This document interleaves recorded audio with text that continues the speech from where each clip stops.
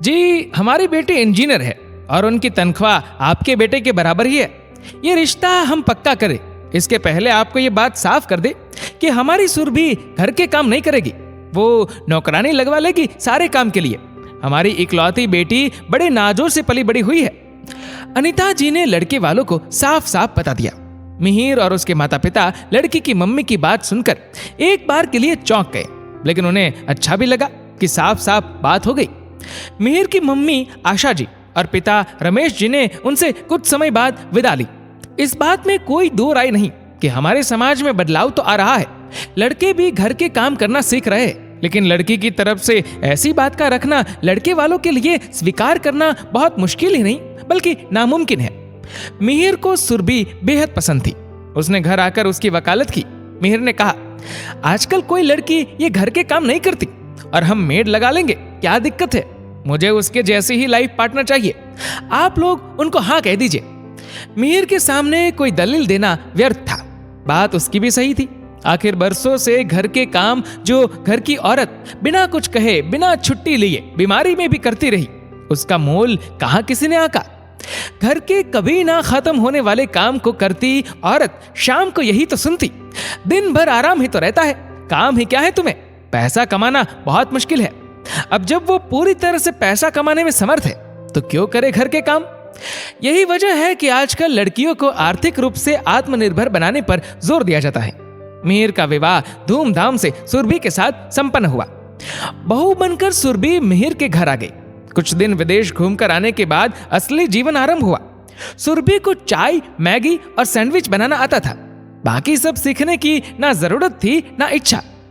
आशा जी जो अब तक 3 लोगों के लिए नाश्ता खाना बनाती थी, अब 4 का बनाती। बाकी काम के लिए बाई थी। रमेश जी के मित्र और उनकी पत्नी ने नेपाल जाने का प्रोग्राम बनाया तो रमेश जी भी तैयार हो गए। मिहिर के आग्रह पर 1 हफ्ते के अंदर ही रमेश जी और आशा जी नेपाल के लिए रवाना हो गए। सुरभि को घर के सामान, राशन आदि के बारे में बता दिया था। मिहिर को साथ साथ समझा दिया था। उनके जाते ही नवदंपति ने 2 दिन बाहर से खाना मंगवाया, बहुत एंजॉय किया। तीसरे दिन सुबह सुबह खाना बनाने वाली बाई ने फोन कर बताया कि वो 3 दिन नहीं आएगी। सुरभि का गुस्सा 7वें आसमान पर था। मिहिर भी इस गुस्से का शिकार हुआ। अब पहली बार सुरभि ने रसोई में कदम रखा। दोनों को ऑफिस जाने में देर हो रही थी, फिर भी जैसे तैसे चाय बनी और ब्रेड का नाश्ता करके वे निकल गए।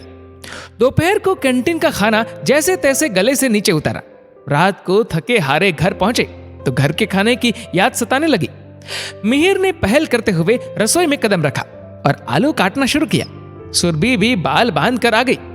आटा का डिब्बा मिहिर को पता था। थोड़ा आटा निकाल उसने आटा गूंथ लिया।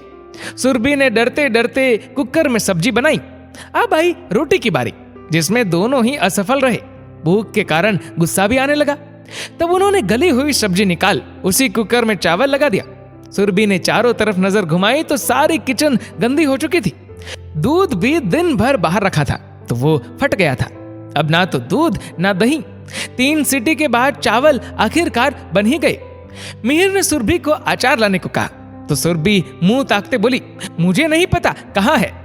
मिहिर ने 2 प्लेट में चावल और सब्जी निकाली और दोनों खाने लगी। बेस्वाद खाना भी उन्हें अच्छा लग रहा था।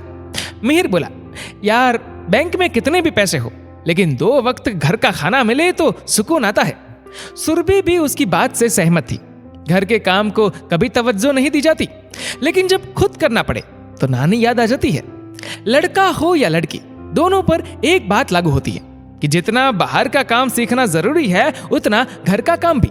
नौकरी करने, पैसा कमाने से ये बात मान लेना कि घर का काम सीखना जरूरी नहीं, बिल्कुल गलत है। किस समय पर क्या जरूरत पड़े कोई नहीं जानता। सीखा हुआ काम कभी व्यर्थ नहीं जाता। मिहिर ने कहा, यार सुरभि, हम लोग विदेश के प्रोजेक्ट के लिए बात कर रहे थे।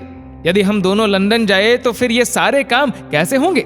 हम दोनों तो नौसिखिए हैं। सुरभि ने सिंक में प्लेट रखते हुए कहा, अरे हाँ, वहां तो मेड कुक कोई नहीं मिलता, सारा काम खुद ही करना पड़ता है। अगले दिन बाई आ गई। फैला हुआ किचन देख बोली, दीदी ये क्या है, मैं ऐसे कैसे काम करूं? मिहिर ने जवाब दिया, आज आप कर दो, कल तो मम्मी आ जाएगी। अगले दिन आशा जी और रमेश जी वापस आ गए।